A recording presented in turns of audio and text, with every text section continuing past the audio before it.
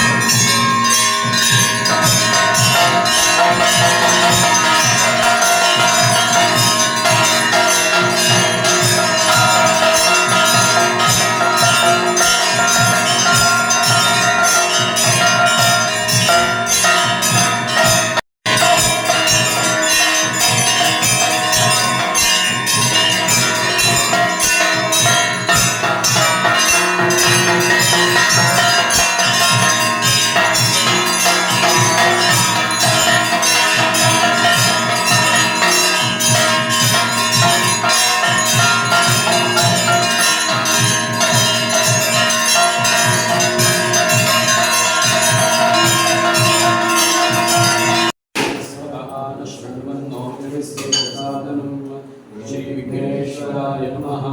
तद्विष्णोः परमं पदं सदा पश्यन्ति सूर्यः येव चक्षुरा ततं तद्विप्रासो विपन्यो जाग्रवान् संसन्दते विष्णोर्यत्परमं पदं गौरीमिमाय सलिलाय पश्यत्येव तदेन्द्रिपदे साष्टपदे अक्षापदे बहुषे सहस्राक्षापरमेकमन् राजाधिराजाय प्रसय्यसायिने नमो वयं वै श्रवणाय कुर्महे समे कामान् कामकामाय मह्यं कामेश्वरो वै श्रवणो ददातु कुबेराय वै श्रवणाय महाराजाय नमः पर्याप्त्यानन्दरायाय सर्वस्वमोतिरात्रौ तमनानुभवति सर्वस्याप्यै सर्वस्यैक्यै सर्वमेव तेनाप्नोति सर्वं जयति यो वेदादौ स्वरप्रोक्तो वेदान्ते च प्रतिष्ठितः तस्य प्रकृतिर्यस्य परस्य महेश्वरः हरिपुरुषाय विद्महे महादेवाय धीमहि तन्नो रुद्रः प्रचोदयात् एकदन्ताय विद्महे वक्रतुण्डाय धीमहि तन्नो दन्तिः प्रचोदयात् नारायणाय विद्महे वासुदेवाय धीमहि तन्नो विष्णुः प्रचोदयात्। ಊಟ ಎಲ್ಲ ತುಂಬ ಚೆನ್ನಾಗಿತ್ತು. ಹಾಗೆ ಸಬ್ಸ್ಕ್ರೈಬ್ ಮಾಡ್ಕೊಂಡು ನೋಡಿ. Thank you watching. ಧನ್ಯವಾದಗಳು.